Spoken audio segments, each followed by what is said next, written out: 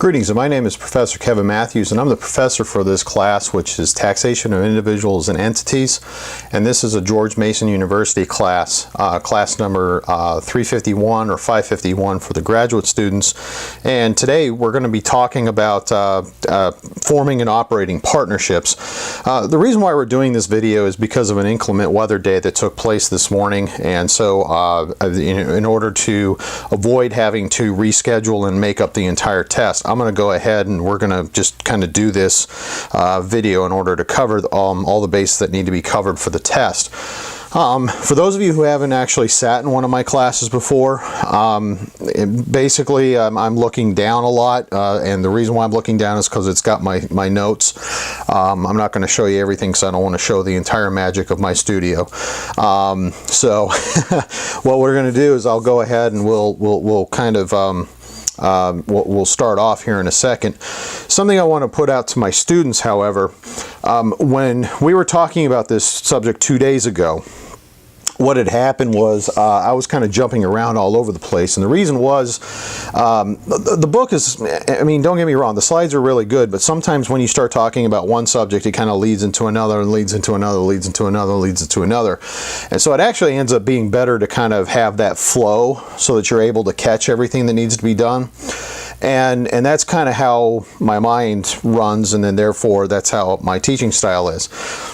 This time what I'm going to end up doing is because you're not actually here and there's not a big huge whiteboard behind me or anything else. I mean, the only thing I got behind me are certificates. And so obviously it's going to be much more difficult for me to draw something on the board in order to formulate some examples and some opinions on things. However, one of the things that's going to be a benefit of doing the class this way, I have in my hot little hands here my old partnerships book that we had for my master's degree. And so, and look, I'm not trying to teach you everything that can be possibly taught. I mean, here's the size of the book. I mean, it's a pretty, you know, I mean, it doesn't look that thick. I mean, it's probably about one half of my index finger thick. But I mean, this is law book. I mean, these are the type of books that you would expect to see in a law school, not necessarily in a class. And so I'm going to use some of that for reference because sometimes I think, you know, they kind of gloss over some stuff. And again, my whole purpose of when I teach these classes is really to teach you what you need to know in order to go into a tax firm and perform your job without you know, kind of looking around like you know, as we kind of sometimes do say, monkey see, monkey do. That's kind of how most of us start off in tax, is that, you know, we kind of show up to the organization. They ask us, hey, Kevin, you know, I want you to go ahead and do a partnership tax return. You're going to make 20 mistakes, and then they're going to correct you on your 20 mistakes. Not going to let you do any of the complicated stuff because you're not ready for it. At the very least, I want to make sure that you have the basic knowledge, and hopefully this is a video that in the future, if you ever are doing a partnership tax return, this might be something that you're like, hey, I'm going to be doing partnership tax returns starting next week. Maybe I want to do quite a quick refresher. And so that's kind of the stuff that we're going to end up looking at today. So to kick it off, we've got some learning objectives. So we're going to determine a flow-through entity is taxable as a partnership or S corporation. Resolve tax issues applicable to partnership formations and other acquisitions of partnership interests, including a gain recognition of partners and tax basis for partners and partnerships. Determine the appropriate accounting methods and periods for partnerships. Calculate and characterize a partnership's ordinary business income or loss and its separately stated items, and demonstrate how to report these items to partners. Explain the importance of partners' tax basis to their partnership interest and the adjustments that it could take, and apply the basis at risk and passive activity loss limits from partnerships. Now, as we kind of start off right now talking about what partnerships are, and you know, and this is actually a term that, you know, we kind of knew before, but it wasn't really that seriously relevant until very recently. The thing is that we call these flow-through entities. And so there's three types of flow-through entities that you have. You have a sole proprietorship, you have a partnership, and then you have an S corporation. Now you might notice that I did not say LLC. Why didn't I say LLC? And if you're in my class, you know one of the reasons why we have LLC. The LLC is not the tax answer to your question, it is the legal answer to your question. In order to get the tax answer to your question, you're going to have to do what we call the check the box regulations for the LLC to say to the IRS, these are the rules I want to play under, and as a result of wanting to play under these rules, I'm willing to follow these rules. Now, as we know, if you're in my class, if 2 or more people are going to form an LLC together, the default for that is partnership. Okay, and so if you form an LLC, you work together, and you don't tell the IRS anything, they're going to make an assumption that your partnership is, your entity is a partnership, so they're not going to make an assumption of anything else. Now, if you want it to be taxed as a C corporation, you can fill out a form and have that checked off. If you want to file as an S corporation, you can file a different form and have that checked off. In the old days, you used to have to take your LLC, elect for it to be taxed as a C corporation, then file an additional form to have it taxed as an S corporation. The IRS really moved beyond that because it created a lot of paperwork that they didn't really need to know. If you file for an LLC to be taxed as an S corporation, they kind of make the assumption, this makes logical sense, you want to be taxed as a corporation first and then later on as an S corporation. We'll talk more about that when we get into chapter 22, however, when we talk about S corporations. What happens with flow-through entities? And the first thing that's about flow-through entities is that income is earned by flow-through entities. It's not taxed at the entity level. And we kind of talked about this on Tuesday. A partnership generally will not pay tax. Now, there's one small exception to that I know of that happens to me a lot because my firm specializes in international transactions. But if you have a partnership and one of your partners is a non-resident alien of the United States, and as a result of which is not liable for tax in the United States, they're going to require that you do some withholding under that. And so we kind of put that out there because sometimes people forget that. And you don't want that to happen, because if you do, then the IRS is going to come back at you. Although this is probably something you won't have to worry too much about initially, because it doesn't happen very often. But a second reason why you're not going to have to worry about it so much, what's going to happen when that happens is you have a non-resident alien that's here. Chances are they don't have a social security number, and chances are they don't have a tax identification number. So you're going to be scratching your head trying to figure that out first and trying to get that done, which kind of creates a little bit of a catch-22, but we'll talk about that at another time. And I'm willing to talk offline with anybody if they want to know more about that. Owners of flow-through entities are taxed at the owner's level on the share of income that's allocated to them. So the income from flow-through entities is taxed once, as it only flows through when it flows through to the owners of those entities. And so there's this idea, within tax, that once money's taxed, it can't be taxed again. Now, again, C corporation tax preparers, don't get me started. I know that there's this thing called double taxation, and but we don't want to get into that as a part of this. It's a partnership class, not an S corporation or a C corporation class. So there is what they call aggregate and entity concepts. There's the entity approach, which really starts talking about, treats tax partnerships as entities separate from their partners. Now, what does that exactly mean? So one thing that it does mean is that you have a responsibility to file a partnership tax return when you have a situation where you have a partnership. And so if you don't file that partnership return, there's various penalties that can actually take place, and we talked about some of that in class, but generally it's $100 a month per K1 that's being sent out.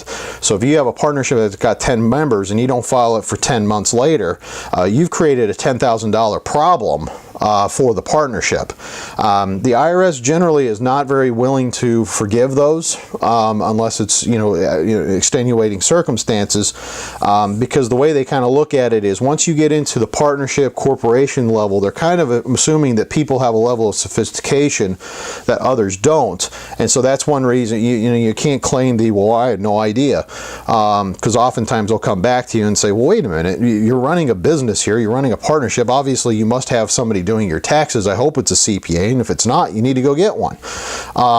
But that's kind of the way that they're going to approach that, and so you want to make sure that you do those things correctly. There's the aggregate approach, which treats partnerships as an aggregation of partners' separate interests and assets and liabilities of the partnership.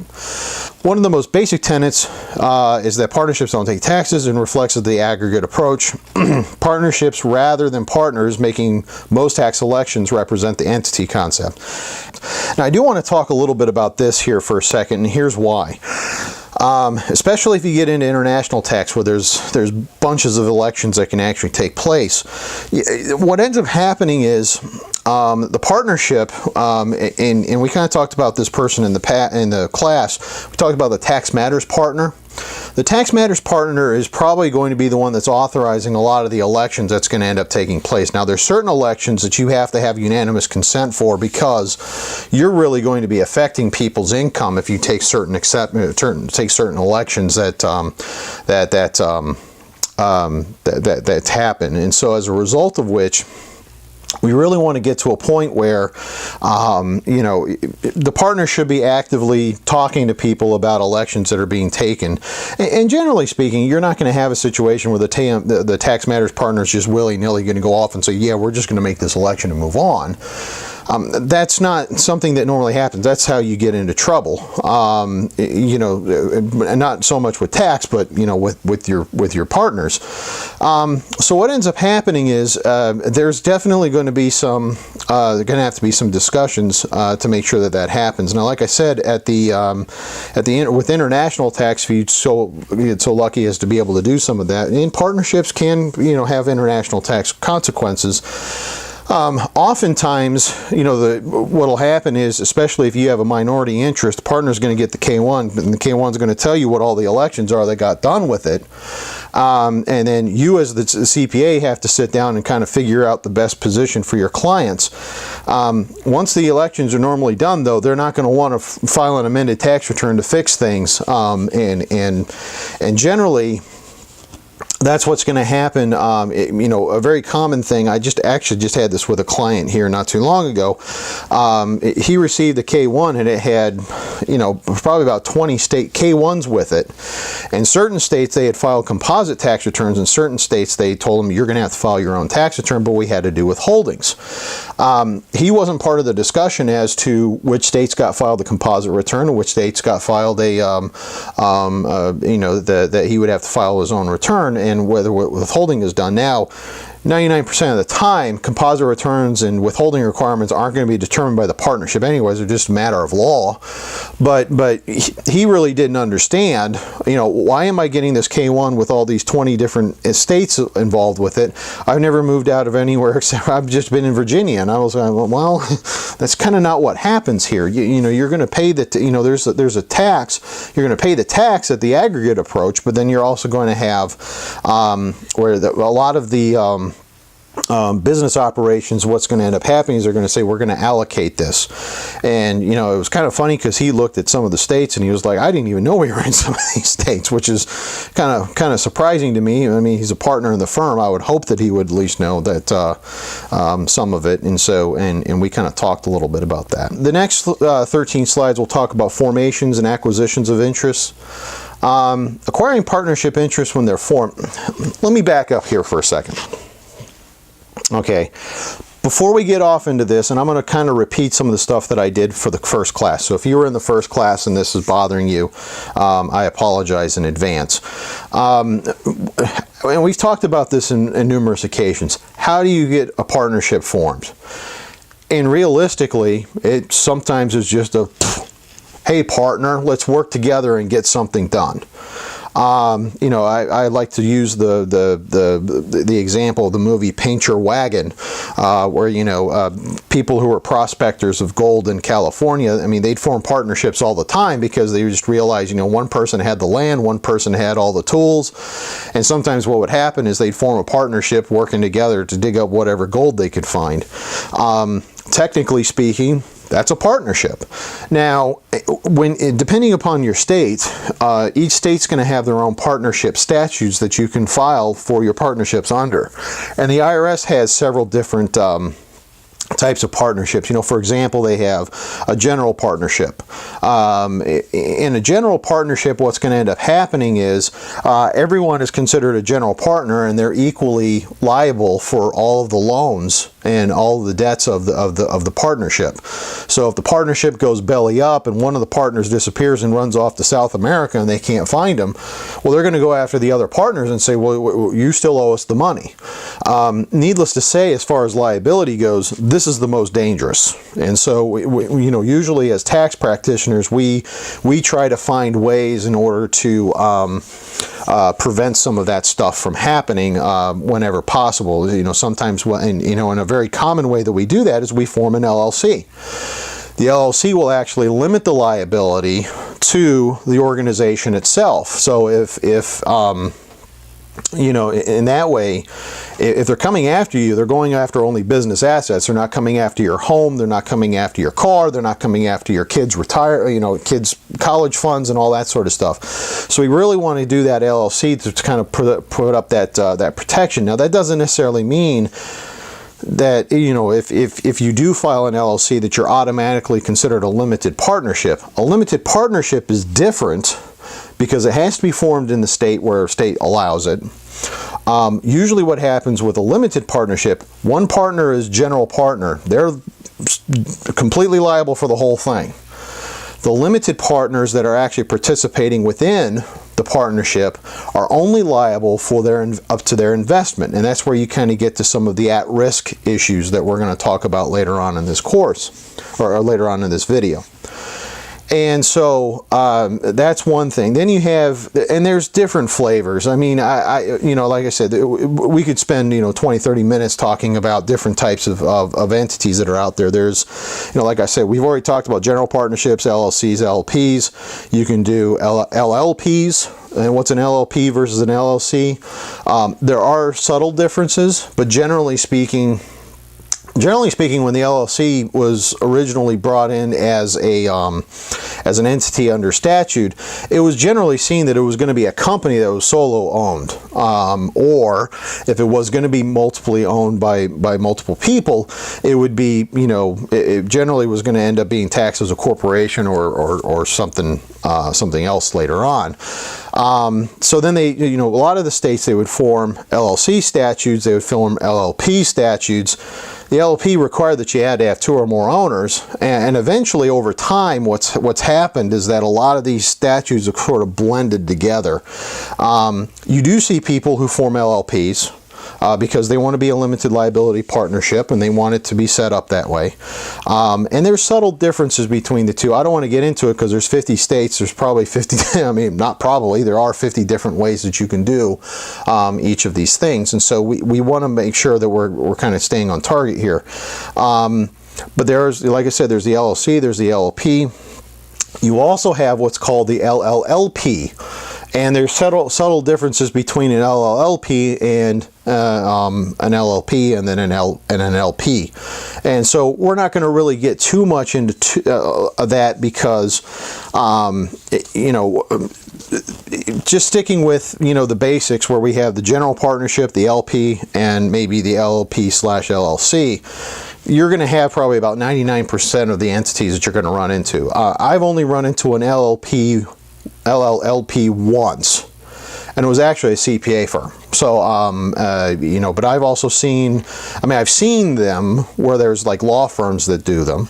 I've seen them where there's some other entities that do them, but it's very rarely that it's outside of the professional industry, whether it's, you know, engineers, consultants, or lawyers, or accountants. So, And like I said, it's you know, when you do the LLC, that's gonna solve most of the issues that you're gonna have. And again, just as a notice and a warning to you, I'm not a lawyer. I don't claim to be one, and I sure as heck didn't stay at a Holiday Inn Express last night. So don't trust me when it comes to the legal issues with a lot of these things. I'm more talking from a tax perspective. Okay, if you're gonna try to form an entity, the best thing that you can do is start talking with your accountant, and then your accountant's going to refer you to your lawyer for a lot of the legal issues before you actually do that. So now that we've kind of talked about that in general, you know, like I said, when we talk about partnership formations, and that's where we're getting back to the slides, how do you acquire a partnership interest? Sometimes it's, you know, it's just two people shaking hands over over dinner one night saying, yeah, let's form a business together and we're going to get that. Now, what will end up happening typically, that will initially form a partnership, but obviously that's not where all the assets of the partnership come from. And so when we're figuring it out from a tax perspective, when you're acquiring the partnership interest and when the partnerships are formed, you know, it's going to be formed when partners transfer cash, tangible or intangible property and services in exchange for an equity interest. And you know, we talked about this in the corporations class where we hit a little bit on 351 exchanges, where I put in assets into a corporation. In exchange, I get out stock. If I meet certain requirements, I can go ahead, and that's a tax-free exchange. With partnerships contributing, you know, property, and cash is still property from a legal perspective.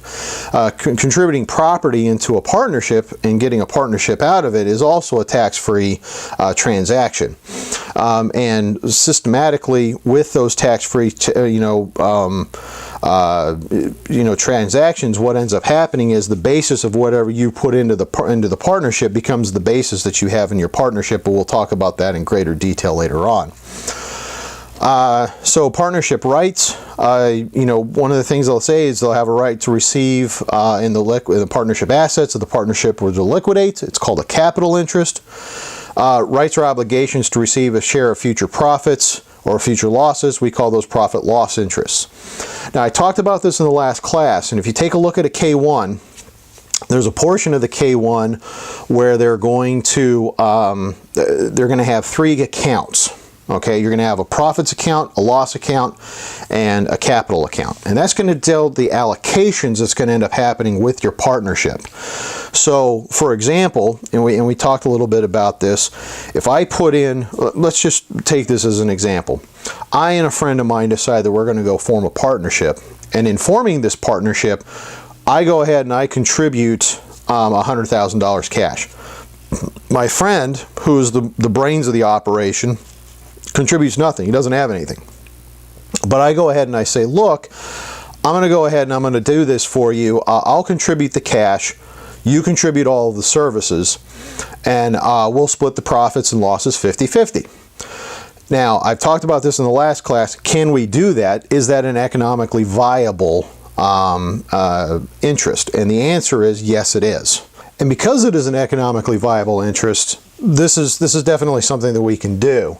And so the way that we would do this on the partnership accounts is that it would be 50-50 for profit, 50-50 for losses, but then the capital account's going to be 100% me, 0% for him, because he hasn't received any capital. Okay, and the reason why he hasn't received any capital is that he didn't contribute anything. Now, is it possible for me to give him capital? And the answer to that question is yes, I can. Now, here's the thing, and this is where the taxation part of this gets kind of a little bit screwy. And let me back up a little bit. So say, for example, go back to our example, and I say, I'm going to put in $100,000 cash. We're going to get 50-50 right down the line. Profits, losses, and capital account. Essentially, what's going to be seen is, well, actually, let me back up again. So I give him 50-50. And the reason why he's getting 50-50 is because he is going to do all the work. And again, I tend to use McDonald's as an example. We form a McDonald's. He's going to be doing all the burger flipping. I'm not getting my hands dirty. He is. So in exchange, I'm going to give him 50% of the business completely. The way that the IRS is going to look at that is, I have just given him $50,000 of cash in exchange for his services. All right, that's if I give him 50% of the capital account. All right, so gave him put in $100,000. I have 50% interest. He has 50% interest, profits and loss. What has actually been transferred to him? And that is because he's going to go out there, and like I said, I've used McDonald's as sort of an example here, where we said he's going to do all the burger flipping. I'm just putting up all the cash. He is actually going to be doing all of the hard work. He gets a profits interest, but I can't value that profits interest at this time because I have no idea what the profits interest is going to be. Okay, and because it's unrealistic for me to know what that profits interest is going to be, I can't sit there and say, you have a taxable event to you of blank. Okay, now in another case of this, he's going to be paying taxes on the income that he receives. So it's not like it's tax avoidance by giving him a profits interest. There's still going to be taxable amounts as a result of this, and so that's why the IRS, eventually after several court cases and a few other things took place, they kind of settled with the idea that, look, if I'm going to contribute partnership, if I'm going to give a profits interest to somebody, that's not a taxable event because it's undeterminable at the time. Now, if for some reason we can value the profits interest, say for example, I say, hey, I'm going to give you in exchange for you doing all this work, I'm going to give you $20,000 a year for the next 10 years. I can value that. Okay, I can value that at that time. And so as a result of which, the IRS will ask you to pay taxes on that at that time, which is one reason why, as I say down here in the slide, partners who contribute services instead of property frequently receive only profits interest. Number one, it keeps things cleaner. But second of all, it also usually is a little bit more tax friendly as a result of which. So then when we do contributions of property, there's two different types of property that we really tend to focus on when we're talking about contributions of property. There's cash, good old do-re-mi, emphasis on me. I can contribute that to the organization. I can contribute property. So say, for example, I run out and I take my cash of $100,000. We need a building in order to do our partnership. So I take my $100,000 and I go and I buy a building for $100,000. And I take that building and I contribute it. Well, if I did it that way, chances are the fair market value is going to equal what the building was that I paid for it because that's what I paid for the building. So there's not going to be any major issues as a result of that. Now, as you could imagine, it's never that simple, never with tax. That's why we get paid the big bucks. But what ends up happening is that you'll have a person who says, yeah, I got this old building over here that I've had in my family for, the past, 100 years or whatever. It's been renovated. It's been kept up. Right now, it's valued at about $1 million. When I inherited it, it was worth about $200,000. So the basis that I had in the building was $200,000. I've done about another $200,000 of improvements in it. So now my basis is $400,000, but it's worth $1 million. I contribute this to the partnership.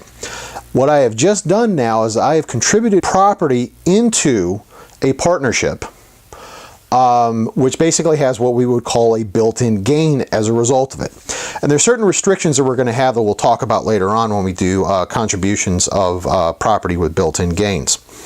And that's going to be kind of what's important there. Now they talk about, so what would end up happening, step back for a few seconds. I'm not going to talk about the built-in gains issue of this, but what happens is I have a building that's got a basis of $400,000. It's got it's got a value of $1 million. I'm going to put it in. My tax basis then of my partnership interest, whatever I get out of this, is going to be $400,000. Okay, because that's the basis that happens. There's a non-taxable transaction that took place. Contribution of the property into the partnership, receipt of a partnership interest. Basis is equal to, the basis given is basis received. All right. Now, if I, say for example, I did cash of $1 million. All right. Then what's going to happen is I have basis contributed. Again, basis of cash is cash. There is, the basis equals what the value of it is. It's the one asset that we have in our lives that basis equals what its value is. So the basis of the partnership is the $1 million that I put in.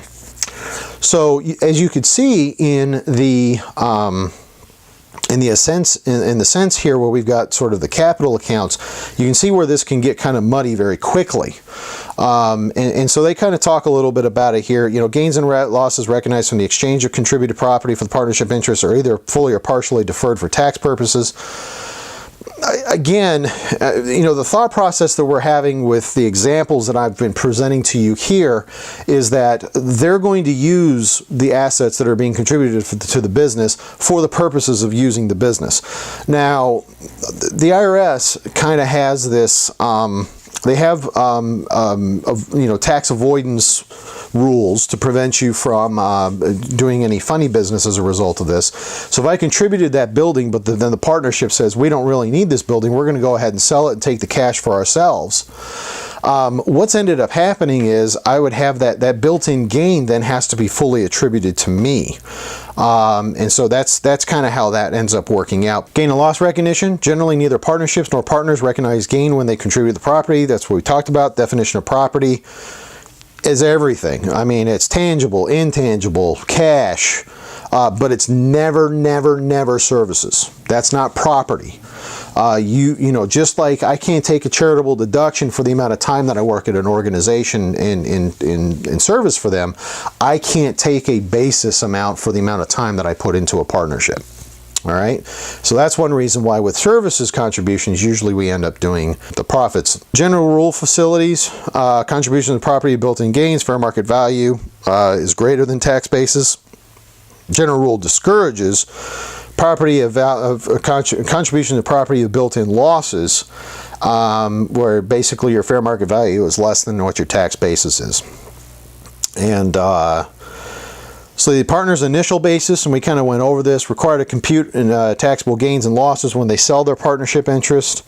Partner's initial tax basis when the partnership doesn't have any debt is sum of tax basis of property and cash contributed by the partners. Now that's the that's the partner's initial tax basis. So if I contribute a building that's got a basis of $400,000, value of $1 million. Maybe I throw $200,000 of cash on top of that. I have $200,000 plus $400,000, $600,000 now becomes my basis in this property. I mean, in this partnership. Computation of partners' initial tax basis when partnerships have debt. Okay, so what ends up happening is they talk a little bit about this, where partners must include their share of the partnership's debt in calculating their tax basis of their partnership interest. Outside basis of partners contributing property must also reflect partners' debt relief and any gain recognized from debt relief. Okay, and that's where we kind of get into this.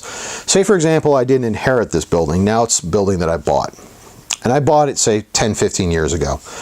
Typically for a building, you're probably going to be looking at a 25-year note, maybe a 30-year note. So, you know, I've only paid off maybe half of the note on this. So I bought it for, we'll say $750,000. Well, actually, let's make it a round number. We'll say I bought it for $800,000. The building, we'll say, was an investment property. I didn't use it for business, so there's been no depreciation on it. So at $800,000, I paid off half the debt, we'll say, to $400,000. I know amortization rules won't work that way, but let's just say for yucks and giggles, that's the way it works. So I paid off half the debt on this building. So it's got a note for $400,000. The value of the building is now $1 million. I contribute this building to the I contribute the building to the partnership, and I have received debt relief. Okay, in other words, I don't have you know, I don't have any, I'm not going to pay this debt anymore. The partnership's going to be responsible for it. So what ends up happening is that I've contributed this property. Again, the property's $1 million. The basis, the original bought basis was $800,000. I've got debt of $400,000. What's going to end up happening is the relief of that debt is going to reduce the basis of the property that I put in to the partnership. All right. So in our example, my basis is going to go from $800,000 down to $400,000 because I have received a taxable transaction. All right. And that's what happens when we're calculating the outside basis of the partnership, because you have to reflect the debt relief and any gain recognized from the debt relief. Now, say for example, it was worth $800,000, but instead of the debt, say it was originally bought for $800,000, but now the debt on the building is $1 million, and I contributed to here. I have received $200,000 of additional relief. That's going to become a taxable event to me. So I have to pay taxes on that $200,000 of additional debt relief above the basis of what I've contributed in the property. And as a result of that, it could cause it to where, you could have a tax hit. And so this is another reason why we want our clients talking to us more often when they're going to be doing crazy things like this. Now, here's the funny thing about this, and we've talked about this in the past, where there's 3 types of debt that exist. There is non-recourse debt, recourse debt, and qualified non-recourse debt.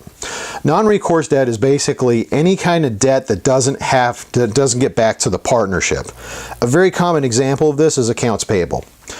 If the partnership goes belly up, what's going to end up happening is your power bill that's left over, if the partnership declares whatever, bankruptcy or just goes out of service, there's nothing that's holding the partners liable for that debt that they haven't paid off yet. And so, especially if you have an LLC, they're not going to be able to touch you. Okay. Now, when you go to a bank, bankers aren't stupid. They know that we set up LLCs in order to protect ourselves from them coming after us. They're going to be like, hey, if you want me to loan you $1 million, you're going to have to sign for this loan, saying that you agree to be personally liable for it. And by doing that, what's going to end up happening is that's going to be a loan that's called a recourse loan. Okay. In other words, it is recourse to the partner that, if the loan can't be paid off for whatever reason, the bank can't get it from the partnership, they're going to go to the partner and say, where's my money? Okay. And so what ends up happening is there is a debt basis that you're going to be able to get from that as a result of the fact that you are personally liable for that debt, because there is a viable interest in that you're losing if that debt doesn't get paid off. So we want to make sure that also gets factored into this, and that will create what's called debt basis. Now, there's this other thing that's called qualified mortgage debt. It generally creates debt basis too, but it has to be for qualified real property. So it's qualified real property debt. And we'll talk a little bit about that later on, but what ends up happening with it is if I buy a building, say for example, so back up here and kind of what I want to talk about, I might be getting a couple terms confused, and I just want to make sure that I get them absolutely crystal clear before we get on to other topics. Okay, so, and we're going to talk about this later on in the video, but there's going to be a portion where we're going to talk about how losses are done. And so, as we talked about earlier, there's going to be debt basis, and then there's also the at-risk limits, and then there's the passive limits. And so the debt basis is actually received from all 3 types of debt. You have non-recourse debt, you have recourse debt, and then you have qualified mortgage mortgage non-recourse debt. And what qualified mortgage non-recourse debt is that if it meets certain requirements, what ends up happening is the debt can be called qualified recourse. And so it's not so much qualified in that it will give you debt basis, but what it will do is that it will allow you to consider it as at risk. And for all intents and purposes, it basically takes qualified mortgage non-recourse debt and basically makes it kind of like recourse debt for intents and purposes. Again, there's a lot of legalese, there's a lot of legal terms that kind of get into that if we don't, if we're not careful about it. And so I just want to make sure that we get the terms correct. And so when you're figuring out the debt for the organization, not for the organization, but for the individual partners, what's going to end up happening is that there's going to be a portion of that where you're going to say, you know, you got the recourse debt, non-recourse debt, and then the qualified mortgage non-recourse debt. And you're going to have to allocate each part of that to each partner. So, okay, well, the very next slide, I thought this was a few more slides down. They say may have recourse debt, may have non-recourse debt. So, and when we talk about this, actually, this is the slide where they talk about the recourse, non-recourse debt. So essentially, you know, they said that it says down here the non-recourse debt is usually allocated according to partnership's profit sharing interest. Recourse debt is usually allocated to the partners who will ultimately be responsible for paying for it. That does not mean that I haven't seen in the past where a partnership goes ahead and allocates it based off the profit loss or profit sharing. And here's the thing. Clients, and don't get me wrong, I love my clients and everything like that. They don't think like we do. Okay? I mean, and God forbid if they ever start thinking like I do. But they don't think like I do. They don't think about profit, losses, and capital accounts. They don't think about that stuff. All they think of is, I'm 50-50 with Joe Schmo over here. Okay? So when we go out and we borrow stuff, we're both going to be both liable for this, for the loan. And this is where we kind of get into what are your responsibilities as a tax preparer. And I remember one of my professors, I love him to death, I won't say his name, he is actually a partner at a local firm here. I hope you have the opportunity to work for him because he was my partnership professor and I loved him to death. He's a really good person and I wish I had a chance to work for him before I moved to Virginia, but I didn't. But, you know, and he always talked about it is malpractice to do a partnership tax return without reading the operating agreement first. You will not imagine how many people do this, where they sit there and they're like, you know what, yeah, I mean, it's a partnership, how hard can this be? And they just, you know, put the tax return together and next thing you know, they made mistakes because they didn't bother to ask the person, where's your operating agreement? Or even worse, the partnership doesn't have one. If your partnership client doesn't have an operating agreement, you need to go tell them to get one. And we talked about this in class. Partnerships are a lot like marriage. They're very easy to get into. They're very difficult to get out of.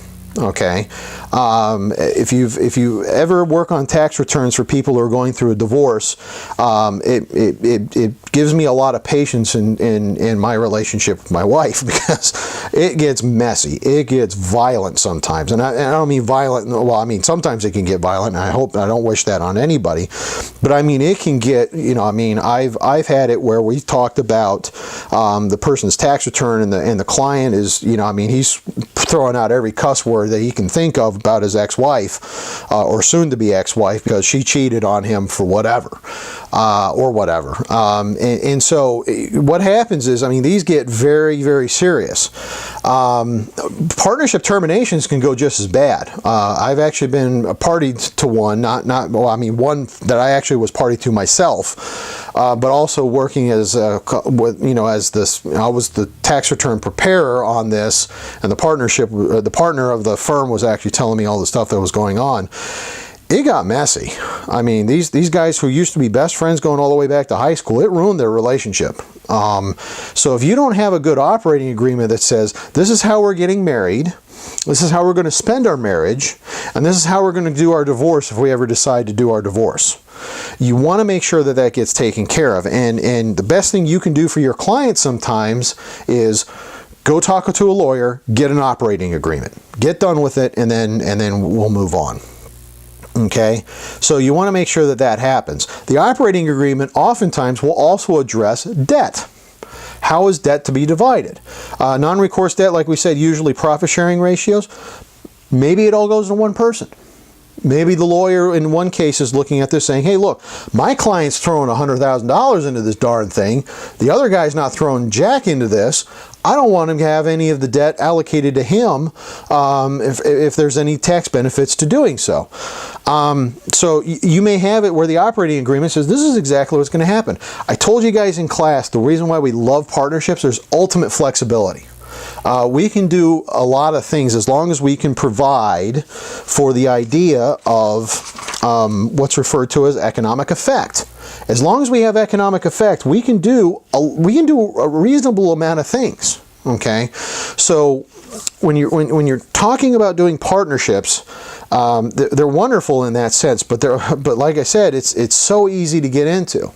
You know, I was a naval officer, and you know, the one thing that always worried us naval officers when we were officers in the thing is, you know, one of your sailors would come back on Monday morning and say, "Hey, sir, I got married." And I'm like, "Wait a minute, how'd you get married? You're not even dating anybody last time I heard." "Oh, no, I met this girl at the bar, and you know, next thing you know, I got married." And I'm thinking to myself, okay, gosh, you know, and you sit down and you want to do some counseling with the person, because I'm like, "You're a great sailor. You've been doing great, wonderful work, blah, blah, blah." You know, and look, I've known people who have met, you know, the love of their life, they get married, and they stay together for 40 years. And maybe they only met for a few hours before they, you know, and mostly in arranged marriages in that case, because I know some people who've done that. But generally speaking, if you get into this thing fast, it's not going to work out very well. So we want to sit down with our clients and say, look, if you don't have an operating agreement, go get it. Okay, old man rant over. Then they talk about, you know, they give you a chart that basically says what the allocation method is. I've put that up. So partnership formations is number 10. Partnership contributing property secured by debt recognizes gain when debt relief exceeds the partner's basis in the interest before debt. Hey, that's what I said. So you know what I'm talking about. Contributing partners, a holding period in the partnership interest depends on the type of property contributed. All right, so let's stop for this for a second. I've owned a building for 10 years. I contribute this building to the partnership for the partnership to use. What's my holding period for the partnership? Again, basis given is basis received. Time given is also time received. Okay, so if I end up selling that partnership interest as a result of all of that, I would actually be able to recognize long-term capital gains because I've owned it for more than a year.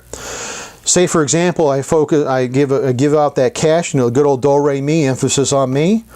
Now I have to hold it for a year and a day before I can get long-term capital treatment. And there have been times where this has really come back to bite our clients. I do have one client who had done that, you know, and luckily it's gone on. But with most of my clients, you know, in this case, when the client had done it, they tried to form a partnership. It didn't work out. It's not, you know, and they split the partnership. They're all amicable. They're all friends afterwards. This marriage ended very well. But, you know, what ended up happening is they didn't have the partnership interest for more than 8 months. So what ends up happening is it's all short-term loss. So now, in a short-term losses, it's not necessarily as bad as if you have short-term gains. Okay, so if you sell the partnership interest, you've only held it for less than a year, and you get a gain off of the partnership because it looks like things are going to go, you know, very fast and very well. Generally speaking, you know, you're going to recognize short-term capital gain, which is, of course, the ugly version of capital gains. So, and they talked about it here, contributing partners basis is holding. Gosh, it seems like I know what I'm talking about here. All right, contribution of services. All right, so if I get a capital interest, it's a current economic entitlement enabled to measurement, amenable to measurement. Service partners receiving capital interest report ordinary income, and that's what's going to happen. So if I say, for example, my nephew here is going to go flip burgers, and I say, look, after 2 years, I'm going to give you, or actually, let's keep it easy. After the end of this year, I'm going to give you 25% interest in the company. So I'm going to transfer 25% of interest from my portion to him at the end of the year. What I have essentially done is I've just paid him for his time. Okay, and so it's going to be ordinary income that's going to be recognized by the partner as a receipt of capital gain. I mean, not capital gain, of capital interest. All right. They're going to put it on their thing. Normally we put it as like a guaranteed payment. So they're going to, you know, they received it and they're going to pay income tax, self-employment tax on it and all that stuff. The service partner's tax basis in the capital interest equals the ordinary income they receive. And again, that's why, you know, and look, I don't mean to sound like I'm a genius, but this is why I told you guys, basis is pre-tax stuff. It's pre-taxed income. Okay, so when you have, you got to pay taxes on it. So the thought process about this is, if I'm going to pay him 25% of the interest and it's equal to $25,000, we'll just say it's that. What's going to end up happening is he's going to have $25,000 of basis in this interest because he had to pay taxes on it at ordinary rates plus the self-employment tax. Now the self-employment tax never contributes to basis, but that's neither here nor there. But the income tax that he's paid does contribute to basis. And so because he paid income tax on that $25,000 received, $25,000 is his basis, move on.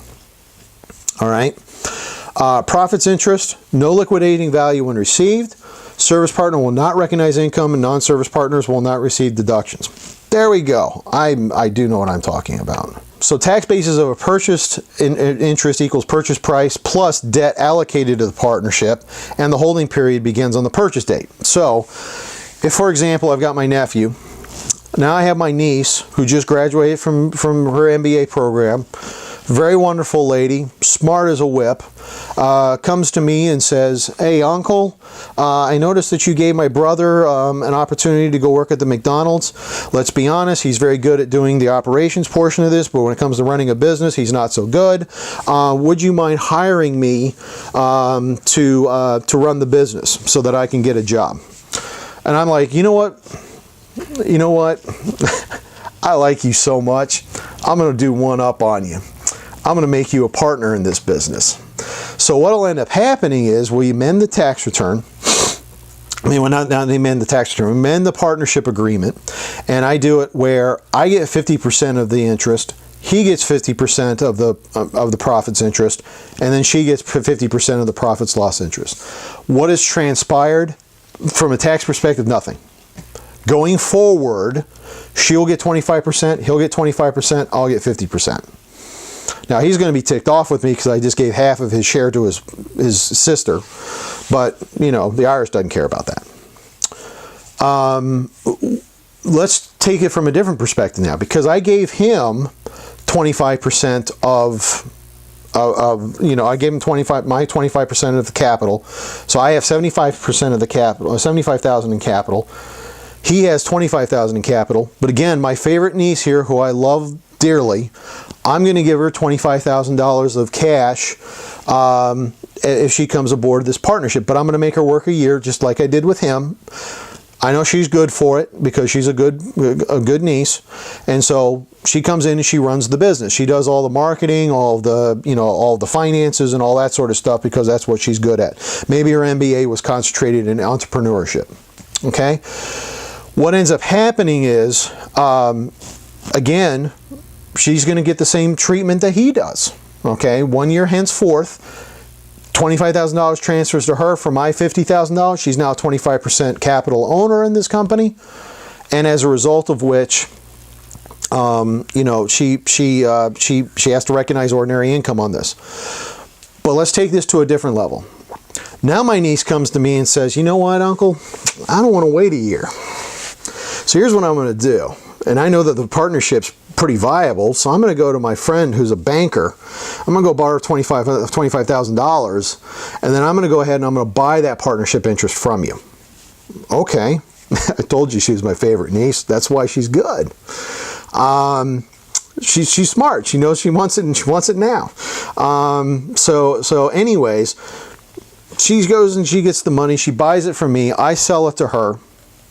We'll say I've owned it for a year and a day. I get long-term capital gains interest for the difference between the basis of what I've sold her versus the fair market value of what I've sold her, as evidenced by cash received. In this case, it would be zero because I gave her 25% of my interest. She paid me $25,000 in cash. We move on.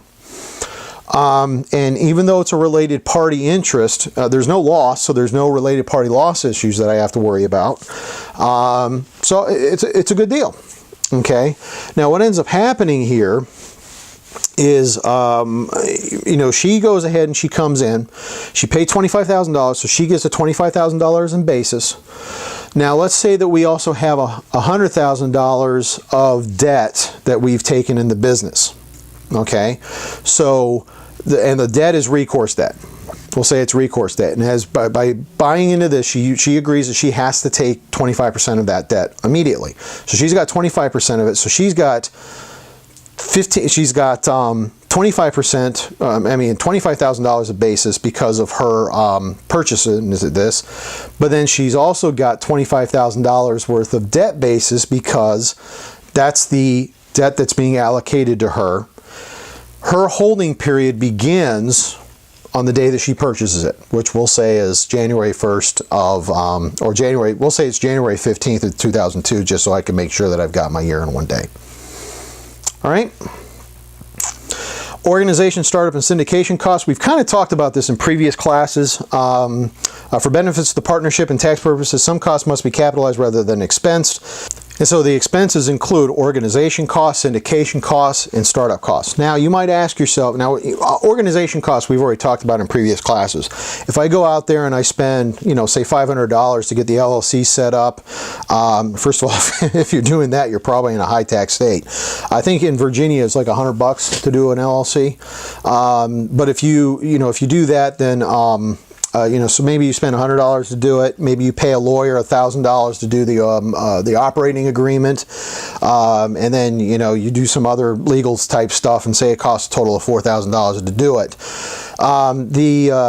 Those are organization costs, and again, they're going to be subject to the amortization rules that we talked about in the past. Syndication costs. Now, you might ask yourself, what's a syndication cost?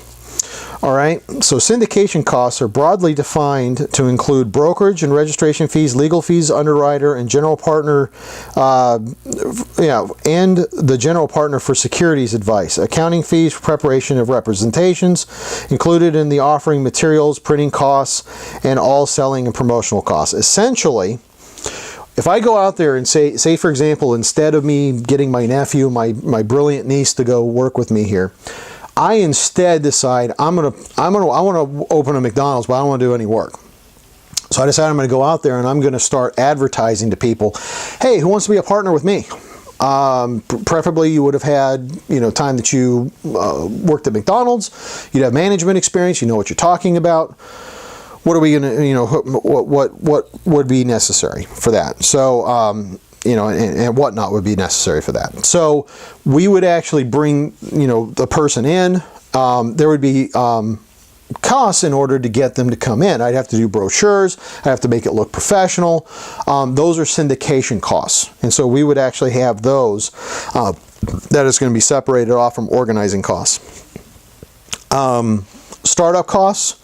Again, all the costs that we have from the minute that you're going to create this outside of organization and syndication costs up until the day that you open the doors are startup costs. Now again, when we talk about startup costs and organization costs, it is the same rules that we've talked about in the past. And so, you know, we talked about it. If it's up, remember, midterm exam 2, okay? From $0 to $5,000 are going to be able to be deducted immediately if you make an election. It's an election under 709B because it's not actually considered under the intangible rules. Then you have, of course, you know, if it's from 5,000 up to 50,000, you're going to have to amortize those over 180 months. Okay, that's different than what we talked about in the other costs where you could do it over 60, but it's over 180 months. Okay, now what ends up happening is that if the partnership dissolves before the 180 months, they can go ahead and write those off. All right, at that time, if it's over $50,000, that $5,000 initial that you get to write off starts to shrink dollar for dollar until you get to $55,000, and then it's gone. You know, then when the last slide they talk about acquisition, they actually have a really good chart here. I'll make sure I put it up on the video. Let's go over the example. Okay, so I'm going to go over the example here. So it says when, example 1, I'm going to put this up for your view. When CCS was organized in 2010, Nicole contributed $10,000 of cash and land with fair market value of $150,000. Adjusted basis of $20,000 to CCS. The land was encumbered by a $40,000 non-recourse mortgage executed 3 years before. Recalling that CCS already had $60,000 banknote before Nicole's contribution, what tax bases do Nicole, Sarah, and Chan's Incorporated initially have in their CCSS interest? So, and the answer that we'll kind of talk about, that they say that their bases are 36,666 and then 146,666 and 146,666. All right, so they talk about that their initial, so anyways, so there was a basis in contributed land, which is $20,000 that Nicole put in, cash contributed, which is $10,000, member's share of the $60,000 recourse banknote. Now that's making an assumption that each partner is 1/3 owner, and they didn't really tell you that in the beginning of the problem, but and generally, if I'm going to give you a problem about that, I'll make sure that you guys know what the partnership interests are, unless it's we'll make sure it does. So the non-recourse mortgage in excess of basis in the contributed land, and that's the $20,000. Okay, so you have an adjusted basis of $20,000, and it was encumbered by a $40,000 recourse loan.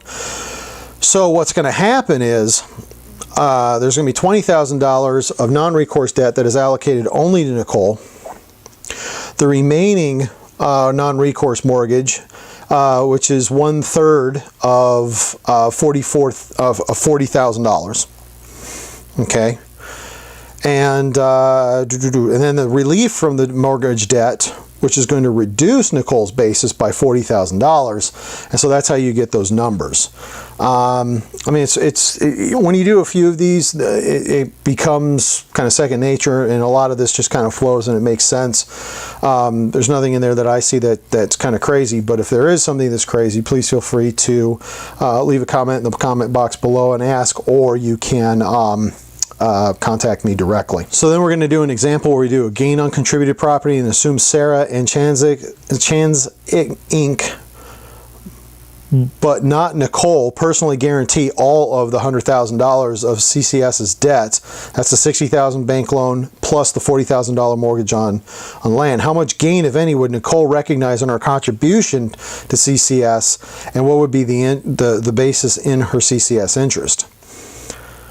And the answer for Nicole, the contributed land, which is $20,000, cash contributed, which is $10,000, Nicole's share of debt, because she's going to have it.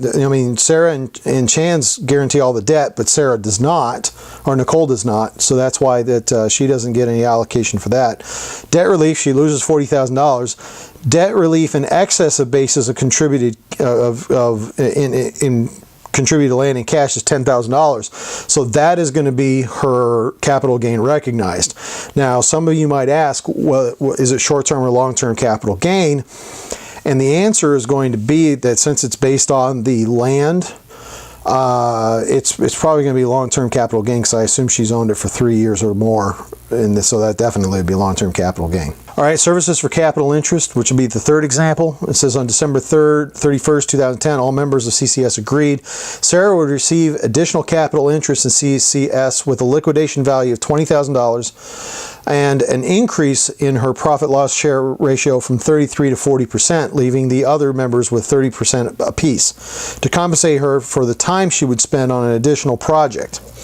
At this point, CCS's debt was $100,000. What are the tax consequences to Sarah and CCS in giving the additional capital interest? All right, so what's going to end up happening? It's going to be a shift. And here's the thing, it's going to be zero sum. So what you need to do is you need to figure out how much it is. Sarah, Nicole, and Chance are each going to have changes. Sarah will have a gain of ordinary income of $20,000. Now, why is it ordinary? Why is it ordinary? And the reason why it's ordinary is because she is performing services. She is receiving something of value for services. That's always going to be ordinary income. All right, you cannot get capital gains treatment on performance of services. That's just because, like, it's wages. But instead, but the currency is different. If you think about it, that's another way to look at it. If I pay you, $20,000 of dollars, but if I pay you $20,000 worth of pounds, British pounds, it's the same amount of money, right? Same thing here. The capital interest is just another form of currency. So Sarah gets a $20,000 income. Nicole and Chan's Inc. will have $10,000 of a deduction of ordinary deductions.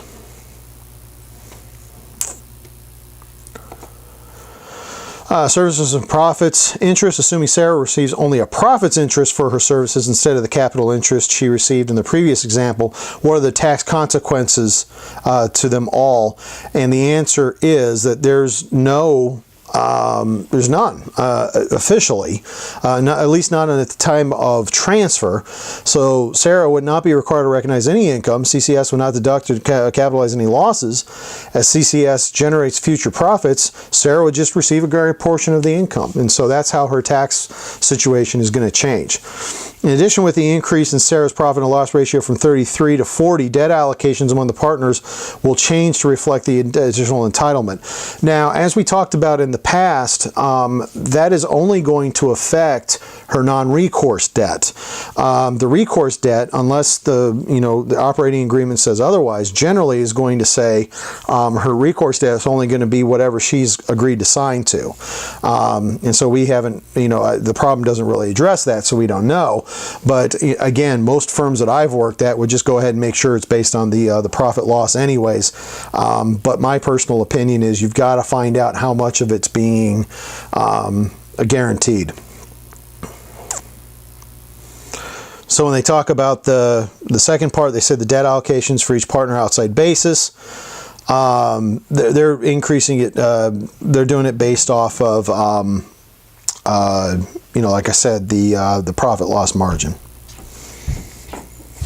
I would say, yeah, so the non-recourse mortgage is allocated to her, and that actually would be, and I forgot that was,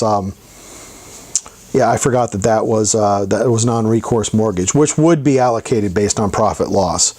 The recourse bank note, not necessarily. It's going to be based on whatever they do. They assume it's done by profit loss margin.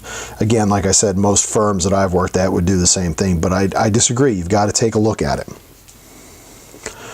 All right, so partnership accounting periods, and this is where we start getting into, we haven't really talked too much in the class about accounting periods. We did a little bit with corporations, but we didn't really talk too much about this until now. And here's the reason. With corporations, the period, the election, people generally with corporations aren't going to do the election because of quote unquote funny business. I mean, there might be some, and there might be some opportunities to get some bennies out there with it. But I think for the most part, they're just, when a corporation files its tax returns, it's just going to file its tax returns when it needs to file its tax returns. And because it's an entity level tax, there's not a whole lot of stuff going on. And some of you might be looking at me like, why? Once we start, stick with me here, and we'll have a better understanding. Say, for example, and I have no reason to do this other than just to defer tax, which, by the way, the IRS says that we're not allowed to do. But make an assumption that we're going to do this for tax purposes only. What accounting period would be the best to get the most deferred income in order to prevent me from paying taxes until absolutely necessary? And the answer is I would make the year end in January. Now, generally, we would make it at the end of the month, January. We could make it on the 15th.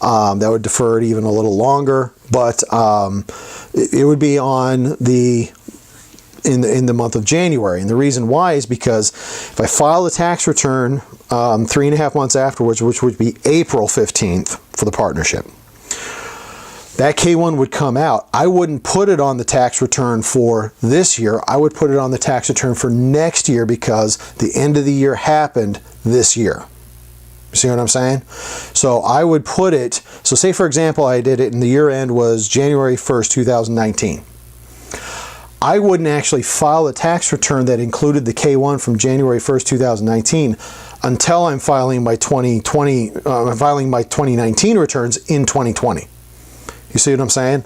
So I would effectively get a deferment of roughly, 11 months in order to be able to defer that income.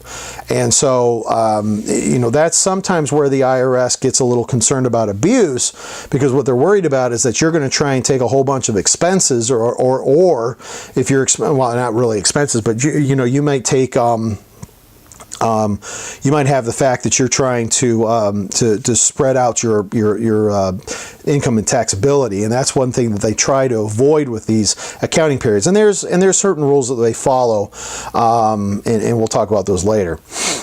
So they talk about the election of an overall accounting method. The two that we have predominantly are cash and accrual. I mean, there's others, but for the most part, I mean, I've been doing this for 15 years. I've never seen anybody try to do an other accounting method, and that doesn't mean it doesn't exist. It's just you don't know. I doubt you would even see it. And so the election to expense a portion of the organization and startup costs. And that's where we kind of talked about with the election that they were able to do, and I'm misplacing it right now. I'll put it on the screen, and then that will allow them to expense a portion of the organization and startup costs, and then election to expense tangible personal property. Well, what kind of election is that? There's two. And we talked about it in our property transaction. If I'm going to expense it immediately, I'm either going to do bonus under 168K or I'm going to do expensing under 179. All right. Partnership will make most tax elections, and that's true. One other election that they have here that they didn't do, which they didn't put, was and maybe they're talking because they're talking about it here. There's also the accounting year. What's the year? Fiscal year, calendar year, what? And that's an election that you can do also. And that was kind of what I was alluding to in the beginning. Accounting methods, so they're generally eligible to use cash method unless they have average gross receipts of $5 million and have corporate partners. Okay, so if you have corporate partners, they're gonna want you to do they're gonna want you to do the accrual method for various reasons. But I've been, like I said, I've been doing this for 15 years. I've done tax returns for both cash and accrual. I would say predominantly it's been cash because I worked at smaller firms for the most part. And so that's probably why I didn't see as many accrual. But I actually enjoyed accrual. Accrual was nice because more often than not, the book equaled the tax. I mean, there were some subtle differences, some book to tax differences, but it didn't take as much to follow through with it as the cash does. Now, why do we do cash? Oftentimes, cash is going to allow you to delay the income, but also the majority of people, that when their brain is thinking, they're thinking in terms of cash. How much cash did I receive? If I didn't receive cash, I don't want to be taxed on it. And so that's one reason why they like to use the method of cash. And they talk about the accounting partnerships, and this is where they're kind of talking about it, and I mentioned it here. Again, I must be brilliant. And actually, I shouldn't say that I'm brilliant. My professor that taught me partnerships was brilliant, because this was actually a question on our final, or not final. Actually, I think it was our midterm. Which would be the best year to do it. So you do a 1-1, you got 11-month deferment. And here it is. Okay, and then steps to determine a partner's year end. And this is where they talked about. The service has actually put out a regulation where they basically say, look, there are going to be certain steps that have to take place in order to determine where the year end is going to take place. And this is usually a very common sticky issue when dealing with tax returns. Now, again, working at smaller firms, 99% of your clients are going to be individuals who own partnerships, and if the individuals own the partnership directly, most likely they're all going to be calendar year anyways. It's when you get these corporate partnerships that corporate people, or corporate partners, bleh, if I can speak English, when you get corporate partners that are going to basically say, hey, we're a fiscal year, we're not a calendar year. So the first step is, what's the majority tax year? So is there a majority interest tax year? So for example, if I have one partner that's got 66% of the interest and I have one partner that's got 33% of the interest, there's a majority tax year because I have one that's got a majority ownership, and as a result of which it's going to be their year. Now, say I split that up to 3 partners, a third, and one of mine is a fiscal year and 2 of mine are calendar years. I still have a majority that are calendar year, therefore that's what we're going to do. Now, if I have 2 that are fiscal year, but they're different fiscal years, and I have one that is a calendar year, then I do not have the same tax year, and so that's going to be what happens. And it says here, yes, if it's yes, partnership uses the principal partner's taxable year. If no, then you're going to do what's called the least aggregate deferral. If I have one client, one of the partners is a January 31st tax year, and then I have another partner that is an August 31st tax year, and I have another one that is calendar tax year.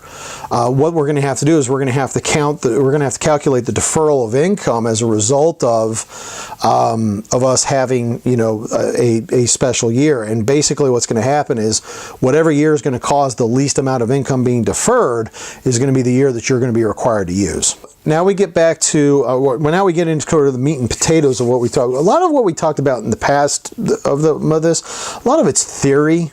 I mean, obviously there's some practical implications, but a lot of times when you're sitting down with a client and you're talking about how we're going to do things and how things are going on, this is the kind of stuff that I call it the old barroom napkin thing, where you could be at a bar with a client enjoying a couple cocktails and you're sitting there talking about stuff and you're drawing stuff on a napkin.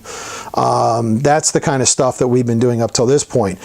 Reporting results of operations is where we're getting into what I call the tactical. That's where you're going to be going in and actually executing the recognition of the income in the tax return. So ordinary business income and separately stated items. Separately stated items change partners' tax liabilities when they're separately stated. Partnership ordinary income is all the partnership income exclusive of separated items. Separately stated items share one common characteristic: they're treated differently from a partner's share of the ordinary business income for tax purposes. In English, what is this? So here's the thing. When we talk about, very good example, move away from partnerships for 5 seconds. If I fill out a person who is a Schedule C business owner, and say, for example, I've got their business, I do their accounting. There's certain things that we're going to do on their tax return that isn't going to go through the business. Very good example, charitable deductions. If the business cuts a check to the March of Dimes for $10,000, you don't get to write that off as an expense on business because it's not ordinary and necessary. It's not necessary. You're giving it out of the goodness of your heart. So it's not really a business deduction under Code Section 162. Instead, what it is that it's going to be what we would call a separately stated item. Another example, interest, bank interest. Unless you're in the business of loaning money, interest income is not your ordinary and necessary, or it's not your income from your primary operations. As a result of which, you're not going to report your interest income on Schedule C. You're going to report it on Schedule B, where the interest normally gets reported for the partner.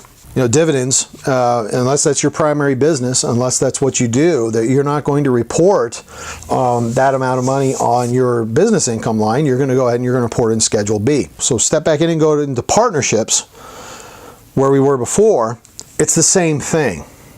Okay, it's the same thing. You're not going to include items that are going to be that need to be separately stated on a person's tax return in the item for ordinary and necessary business income, and that's ordinary necessary expenses, and then also business income. For example, you have to split out the charitable deductions. That has to go onto a different line. You're not going to report the amount of money that you spent managing a portfolio account that the partnership owns. So maybe the partnership invests money into trading securities in order to generate some additional income from some latent cash that they've got. You're not going to report that in ordinary necessary business income unless they are an investment company. If they're purely an investment company, it's a different story. But again, you're not going to do that. So what's going to happen is you're going to have to report that separately. And the way that gets reported separately, we file what's called a Schedule K, which is actually located on the tax return for the 1065. Guaranteed payments.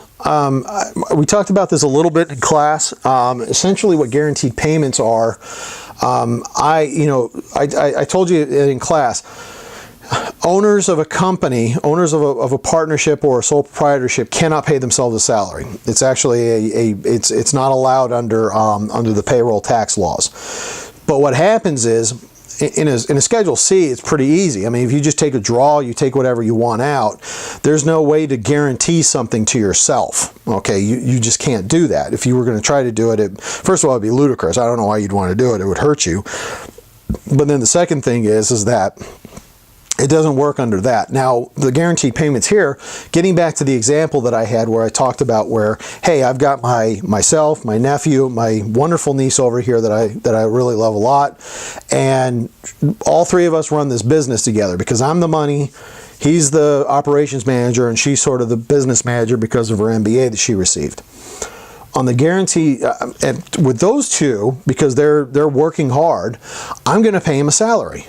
I'll pay you $100,000. I'll pay him $100,000, and of course with her, the first one was her, the $100,000. Those are going to be guaranteed payments, and based off of guaranteed payments, it's just like as though I paid them a salary, so to speak. However, the way it gets treated is a little bit different, and I'll kind of explain it. The way it does not get treated different, and I'll start with that first. It's a deduction from the partnership as an expense.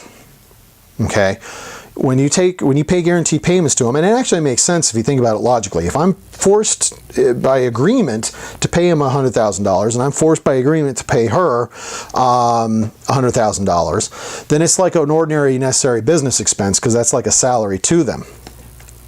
But instead of filing W-2s, instead of filing 941s, instead of filing 940s that I would have to, and then generating W-2s and all that sort of stuff, on box 4 of your K1, you're just going to put down what the guaranteed payments are. Now, how is that taxed to the individual?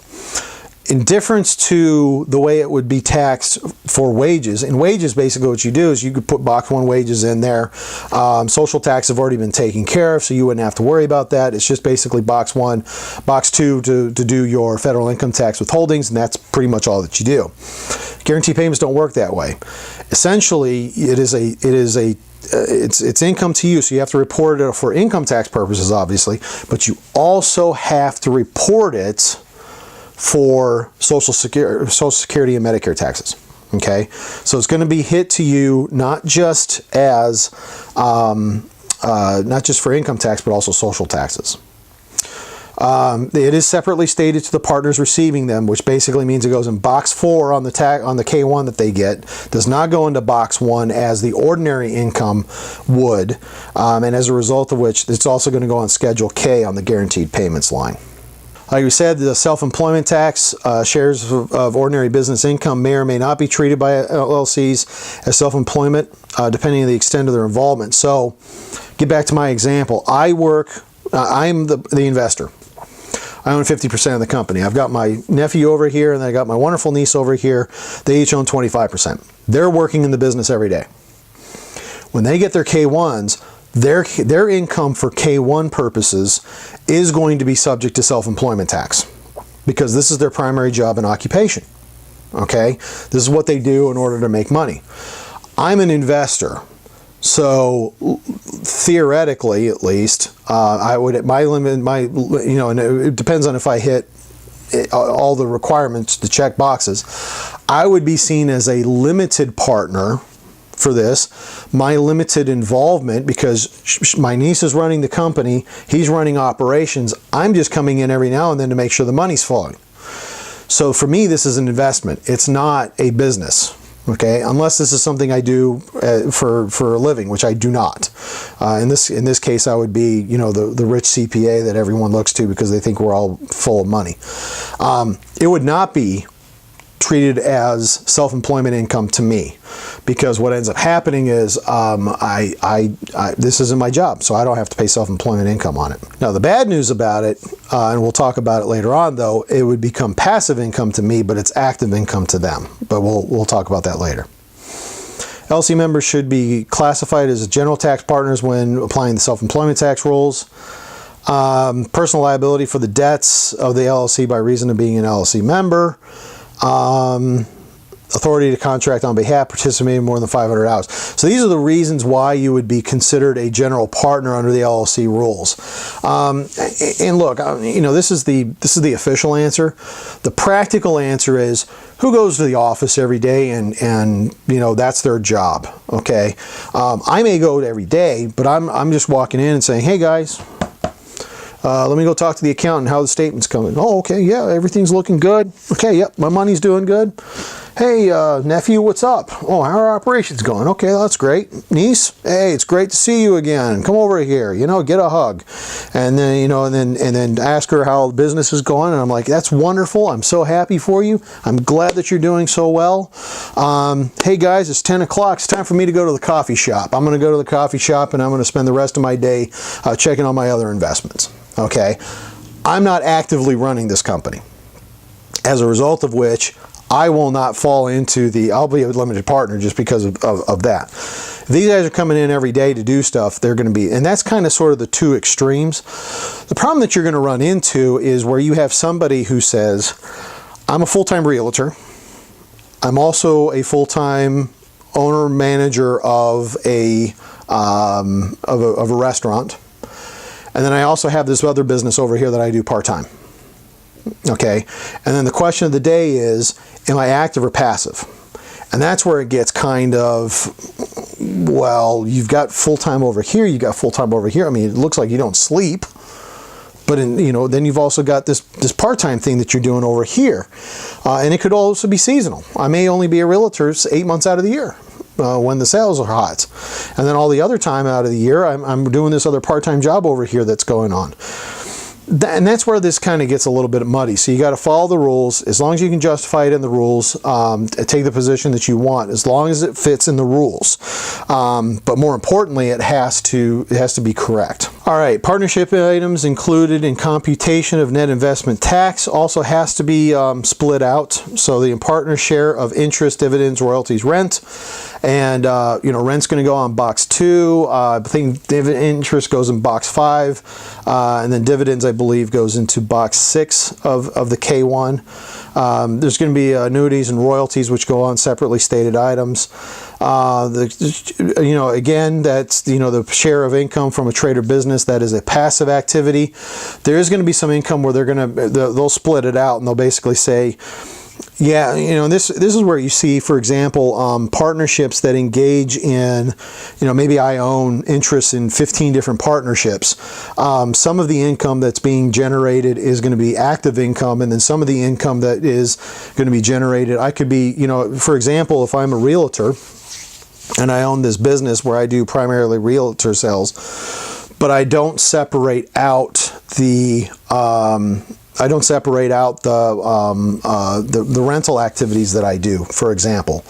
That is going to have to be put onto a separate line, and so usually that would go on box 2. That wouldn't go into to one of the boxes below. But if I did, you know, if I invested in publicly traded partnerships, or if I invested in something else that generated passive income, I can't put that into line 1.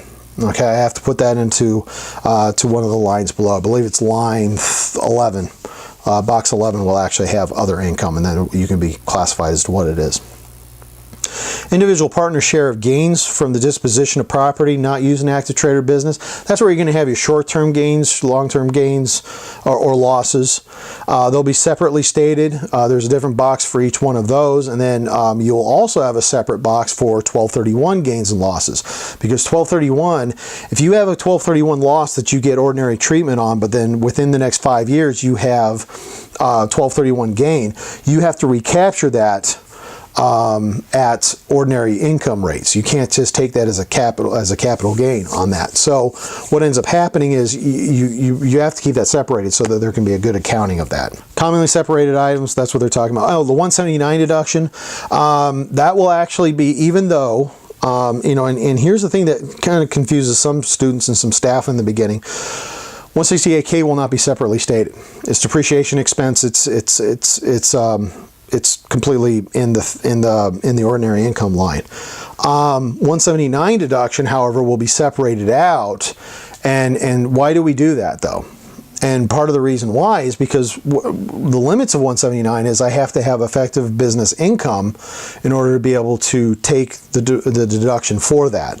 Now, what's going to go into that is it's not only going to be business income, so box 1 of a K1, ordinary necessary business income, but if I get guaranteed payments from this. So for example, if I had, I'm paying them $100,000 a piece and I have $120,000 of 179 allocated to both of them, and that's all they've got, and there was no income from the partnership, they're going to be limited to that $100,000. In my case, because there's no income, my deduction, which would be $120,000 times 2 for $240, mine's going to be rolled over to the following year.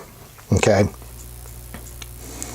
Tax exempt income is also going to be listed separately, and of course investment interest expense, even though investment interest expense is not going to be a problem, but some of the others will be later on.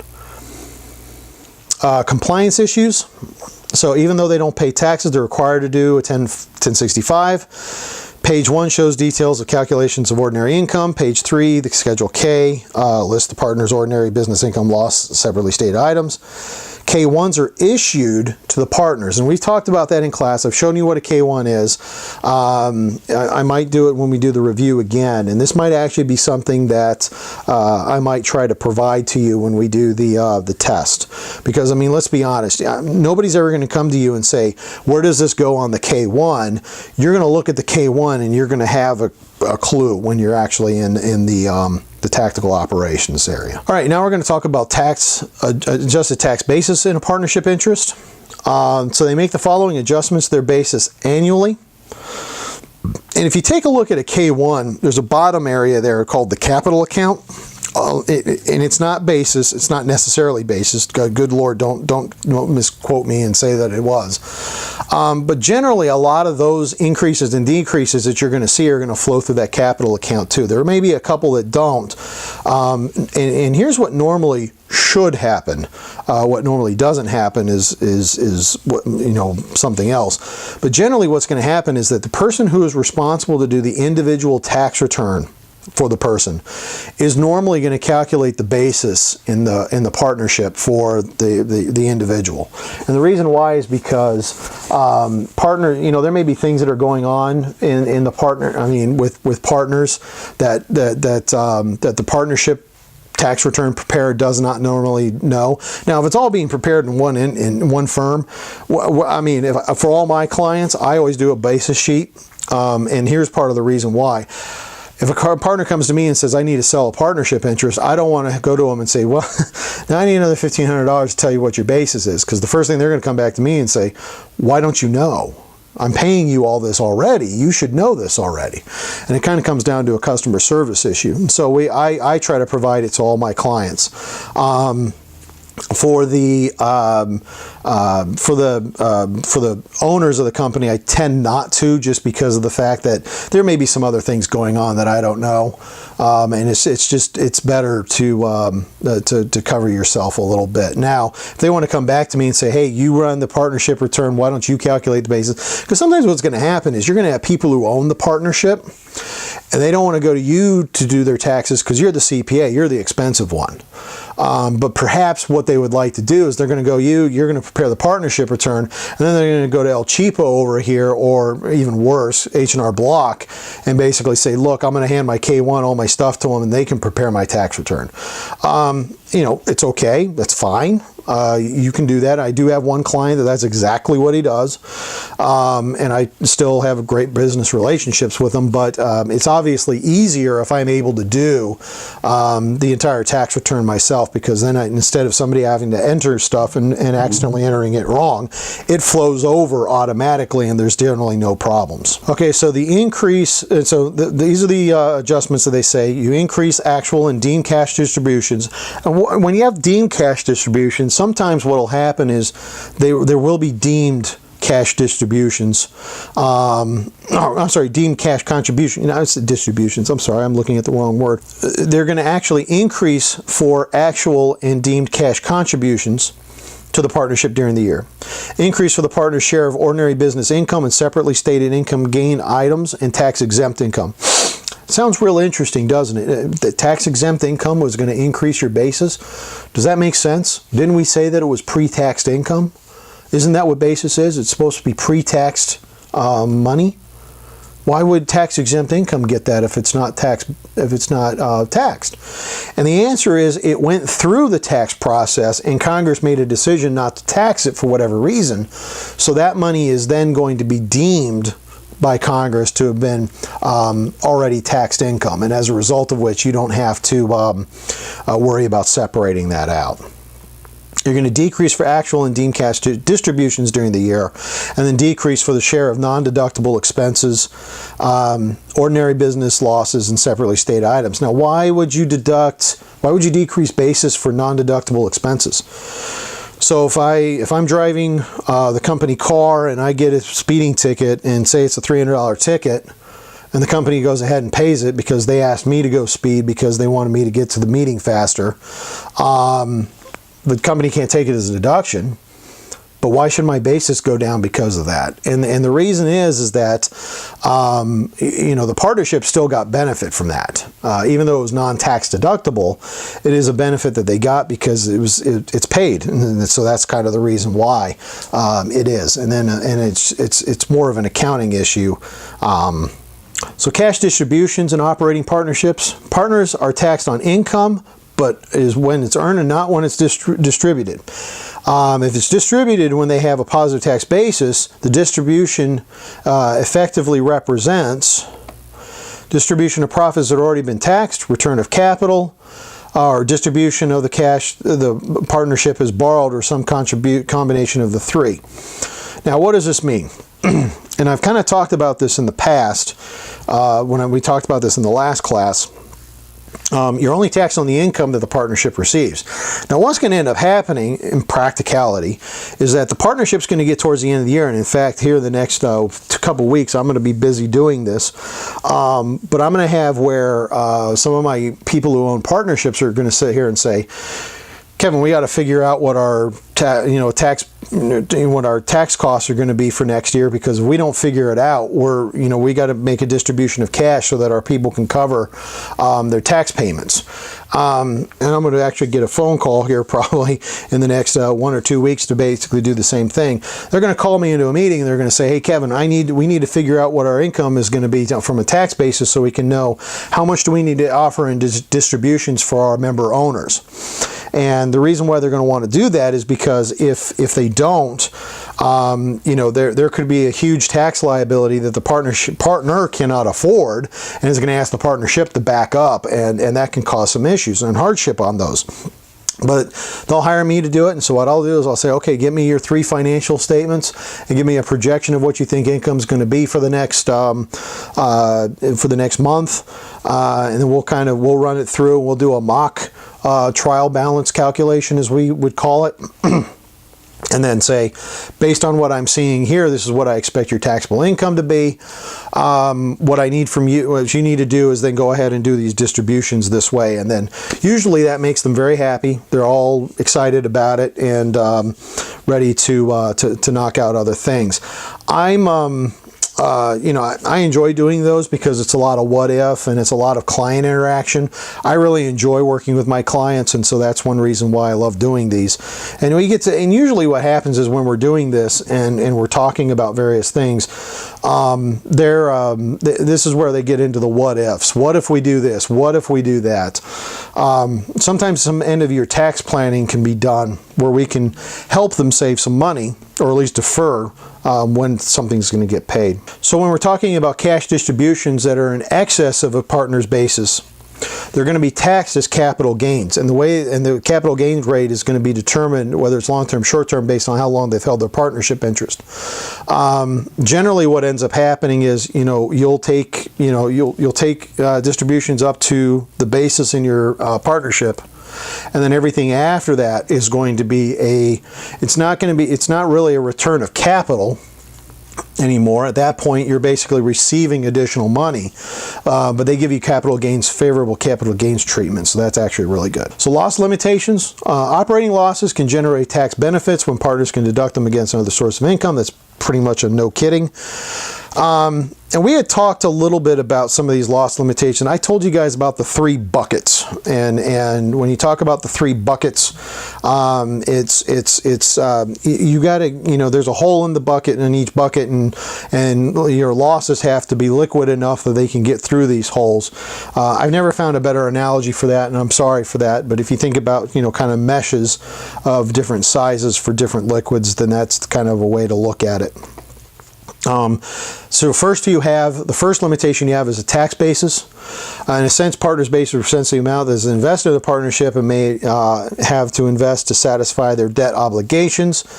May not utilize partnership losses in excess outside their outside basis in the partnership. Losses allocated in excess of their basis must be suspended or carried forward until the partner has sufficient basis. So essentially, what that says is, if my client has a partnership interest, and they have $100,000 of basis in their partnership interest, they can take up to $100,000 under the tax basis limitation, and then anything above that gets suspended and carried forward, just like when we talked about passive losses for rental real estate. And this is kind of unique to partnerships. It also works with S corporations, and in some cases to not to corporations, but just to S corps also. But you cannot take it in excess of your basis, just because of the fact that would be you'd be receiving excess benefit in the eyes of the IRS. So the at-risk limitation. Now, again, at-risk limitation is more restrictive compared to tax basis, adopted to limit the ability to use non-recourse debt as a means of creating tax basis. So it's limited to your at-risk amounts. All right? Only non-recourse debt considered to be at risk is non-recourse real estate mortgages from commercial lenders called qualified recourse financing. And this is where we get into, remember those 3 boxes that we talked about. And I'm going to clarify something up, because I was actually, I took a break during making some of this, and I actually realized I probably wasn't very clear on something. You're going to allocate all of your debt to all of your partners, non-recourse, recourse, and qualified mortgage, based upon the requirements of it. That's going to create debt basis that you can take. What's going to prevent you from taking non-recourse debt generally is going to be your at-risk limitations. And so that's one reason why your non-recourse debt is actually going to prevent you from seeing a whole lot of benefit from that. And that's where, because I get a lot of questions from staff in the past. What's the difference between risk basis limitations and at-risk limitations? And it's whatever is not at risk. And the only thing not at risk in a partnership generally is going to be non-recourse debt. And again, very common where I see non-recourse debt is going to be your accounts payable. Any small loans that they basically say, look, this is small, we'll just let the partnership be responsible for it. We're not going to make the partners be responsible for it. Generally, banks aren't going to let you get away with that, though. Maybe credit card debt is going to be seen as that, because it's, if the partnership goes belly up, maybe there's a line in there that the person's not responsible for the debt, but the entity is by themselves. Partners are considered to be at risk for the cash and the tax basis of property contributed and recourse debt and non-qualified recourse financing allocated to them. And we've talked about that. Passive loss limitation. And actually, before I go forward, the at-risk loss limitations, and we've talked about this in the past, that's usually dealt with under Code Section 465. And so if you're having a hard time falling asleep, or if you need to do some research on something, and you're looking for at-risk limitations, 465 is actually the section that you want to be looking at. Then you have loss limitations, passive activity loss limitations. So get back to our original example. I have my McDonald's over here. My nephew's running it. My brilliant niece over here is running the business operations. But so for them, they go to work every day. Chances are they are active in this company. They go to work every day. They do business activities every day and everything else. What's happening with me is I put my money into this, and I'm expecting my money to earn me money. In other words, I want my money working for me, not me working for my money. Okay? They are working for their money. I am letting my money work for itself. Okay? And make sure it works for me. So on the passive loss limitations, I'm going to be subject to the passive loss rules, because to me this is a passive activity. Unless I can justify it by saying that I spend as much time in the business as they do, which is almost impossible to do if I'm an investor, unless I'm just hanging out at the business all the time and doing a whole bunch of stuff. But in that case, I'm no longer a limited partner. I'm actually a general partner anyways, and maybe I don't want that. Again, and this is where sometimes, I've had clients who, they hear about the self-employment tax, and then somebody, and this always happens at cocktail parties. I don't know why this happens at cocktail parties. They meet some CPA that tells them that if they're a limited partner in a partnership, they don't have to pay self-employment tax, and that's true. But what they forget to tell them is, the only way you can be limited in there is that if you're just purely doing it as an investment. And then you get sometimes where some clients try to, technically this is really an investment. Look, okay, we as professionals have to get to them and say, look, and here's the thing, it's almost going to be, it's going to be kind of like love. You know it when you see it. It's going to be one of those things that it just smells like it, okay? And yeah, we have some rules, and we're going to try to navigate those rules in order to make sure that we've got some stuff. But once you've done enough of these guys, you're just going to it's like you can smell it. I smell passive. I smell passive activities. Okay, and it's passive, and you know it, and just because of the way they're describing it to you, it is not active at all. So and like I said, experience will guide you in that sense. It applies primarily to estates, trusts, closely held corporations, and personal service corporations. And then limits the abilities in partners in rental real estate partnerships. Now, here's the thing.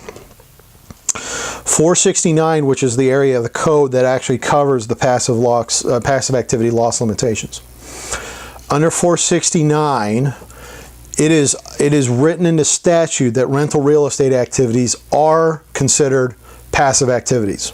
All right, so you don't go through the whole limitations. You don't try to find out who has 500 hours, who has 100 hours, and contributes more hours than anybody else. You don't do any of that stuff. Okay, it's a passive activity unless you can prove otherwise. Okay, and usually the only people who get to prove otherwise is going to be your rental real estate professionals, or your real estate professionals. And there's an election under that where you can actually take an election and basically say, hey, look, because I'm a real estate professional, this is what I do for a living. That's what happens. And there's various things that you can do with this. Now, I do have one client. I think he would qualify. He doesn't have a real estate license, but he's fully retired. And all he does is every day travel to his rental properties, and he owns probably about 20 of them. And what he does is he just travels to them, make sure everything's doing okay. Sometimes he's fixing stuff. Oh, I got this one house that's not being rented out. I want to replace the floorboards or whatever. And he goes and he does all this stuff by himself. In my personal opinion, he's a real estate professional. He does not want to be, and I kind of understand why, because of the fact that he doesn't want self-employment tax, but he's not making any tax. I mean, he's got a tax loss, but he's got cash positive, which is kind of the sweet spot to be in. Now with this individual, he could. So and that's what kind of, and the reason why I bring all that up, so often when I talk to people about this, they think the only people who can qualify for this are realtors, and that's not necessarily the case. There are other people who can qualify for that, but they have to be able to show that they're rental real estate professionals. Realtors, it makes them easier, because what a realtor is, and actually this is funny, and the only reason why I know this is because I'm involved in 2 realtor organizations, local realtor chapters. A realtor is basically somebody who has a real estate sales license, who has registered with the National Realtor Association, and a local chapter, and has taken and has agreed to uphold by the principles and ethics of the Realtor Association, both the national and the local one. Okay, that's what that is. Nowhere in there does that say that you are a rental real estate professional. You don't have to have a sales license in order to be a rental real estate professional. I think it helps. Because if you want to sell a property, it's much nicer if you can do all the stuff yourself instead of, but you're gonna have to go through a broker anyway, so they're gonna hit you with fees anyhow. But at the same time, it can sometimes work out better for you if you are licensed. And plus, I think there's a lot of laws that they cover when they're talking about that.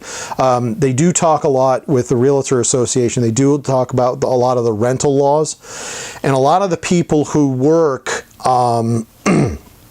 As you know, I don't have a client, but I have several friends who actually run various rental management agencies. I also have one guy who manages one of my houses up here in Maryland. I got a guy down in Florida who manages that, and I talk to him. I got one guy who's fully licensed as a realtor, and I've got another guy who never took the real estate exam, doesn't want to. They are, if they were to, they could be real estate professionals because they do real estate work. So it's not necessarily that. And it just kind of chaffs me because people don't even read the rules. They just go, oh, well, somebody told me that. Somebody told me that. Well, we know what assume means, right? Okay, so assume is a very dangerous word. Passive activity, which involves the conduct of activity which involves the conduct of a trade or business in which the which the taxpayer does not materially participate. That is the definition of a passive activity. Okay, if you materially participate in the activity, it is no longer a passive activity and becomes an active activity. Loss limitations, and this is where they kind of talk about the test for material participation. The 500 hours, the activity constitutes a substantial, all the participation in activity by individuals. The individual participates in more than 100 hours during the year, and the individual participation is not less than any other individual's participation in the activity. The activity qualifies as a significant participation activity where they participate more than 100 hours, and the aggregate of all other significant participation activities is greater than 500 hours for the year. These are some of the rules that we just try to go through when we're doing this. And then, of course, 5, 6, and 7 are individual materially participates in the activity for any of the 5 of the previous 10 taxable years. This happens every now and then. And I had a client once, came down with cancer. Feel real bad for him. Luckily, they made it, so it's not a big deal. But for a year, essentially, wasn't really active in the business. It was a realtor, and they had it was a brokerage that she that she ran, but she had 2 of her kids were also in the brokerage. And so what ended up happening is when she said that she had cancer, she turned most of the business operations over to the 2 kids, retained her interest because she had every intention of going back. And as a result of this, technically for the 1 year was passive to the company. But because in the past 10 years she had been active in the company, before that, they were not going to move her from, you know, active to passive and then back to active again. That's not the way this works. Activity involves personal services and health, law, accounting, so on and so forth, that the individual materially participates for any of the 3 preceding years. This is one of the few times being an accountant actually helps you. Normally we're getting on the short end of the stick on most of these tax laws. Taking into account all facts and circumstances, the individual participates on a regular, continuous, substantial basis. This is what I call the catch-all, and it's facts and circumstances. Essentially, if you would feel comfortable telling a judge this, and after he says, raise your right hand, and if you lie to me, you're guilty of perjury, which is a felony, which means you will never do CPA work ever again. That's where you can sometimes use this. I'm very leery about that. You know, being a typical accountant, we're very conservative, and I don't mean politically. I mean more, you know, we're very cautious, shall we say, about doing things. But sometimes what ends up happening is that if you've been counting somebody as active and then go back and you have what I call the whoops-a-daisy, and you realize that technically under the other rules they weren't, but this is the only thing that they ever do, you might be able to have a good strong case for it. But if that ends up happening and it goes to court, make sure they've got a good tax lawyer that's helping them out. So Exhibit 2010, income and loss baskets. Income or loss from an activity which the taxpayer does not materially participate is passive income loss. Portfolio income is capital gains, losses, dividends, interest, annuities, and royalties. Basically anything where I, investments. If it's investment, with the exception of partnership interests, unless the partnership interest is a publicly traded partnership, but don't get me started on that. But the portfolio income is essentially, you know, things that you would go to go to a broker to buy. You know, gains, losses, stock certificates, mutual funds, blah blah blah, dividends, interest. You know, royalties. You know, when I tend to think of royalties, you know, if you own a piece of land out in the middle of Texas, you know, and you're like good old Jeb who could barely keep his family fed, and one day out when he was shooting some food, up comes a bubbling crude, you know, and next thing you know, he's he's a millionaire, and then, well, actually in the new version they made him a billionaire probably because of inflation, but what ends up happening is that Jeb could have done this one of 2 ways. The first way he could have done this is that he sold the land to the oil company, which I think is the story that they did. I didn't actually look at it from that perspective because when I watched it, I was a kid. Nick at Night. We called that old TV because it was still in black and white, which I know most of the people in the audience are probably like, I have no idea what you're talking about. Or maybe they do remember the Beverly Hillbillies. They did do another movie in the 90s. That's one way he could have done it. The other way he could have done it is he could have gone to the oil company. He could have said, look, I like the land. It's been in my family for generations. We'll just move off. You go ahead and take any oil that you want off of it. Just cut me a check for whatever's left over. I mean, for the royalties off of that. And he could have come up to a royalty agreement. May not necessarily be good tax policy. May not be good tax-wise because obviously if I sell the land, I get capital gains treatment as opposed to royalties, which is always going to be ordinary income. But maybe he wants to keep the land. And this is something I always tell people. You know, let me worry about whether it's good tax policy or not to do something, and I'll tell you if it's good tax policy or not. We don't always do things for tax reasons. I have a very good example. A very good friend of mine said that he was glad that he was going to have kids because finally he would get tax breaks. And I'm sitting there going, man, if you're having kids to have tax breaks, boy, are you going to be in a world of hurt. Because one of the things I know is that I love my son to death, don't get me wrong, but kids are a very big sponge for money. Trust me. Then you have income from activities which the taxpayer materially participates in some meaningful way, including salary, self-employment income, and that is your active income or loss.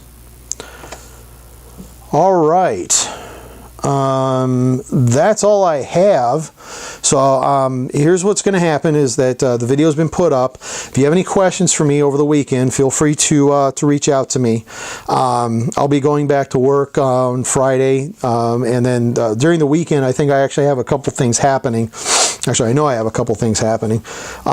So I will not actually be there at the office, but I'll be down at doing some stuff for a volunteer organization I work for.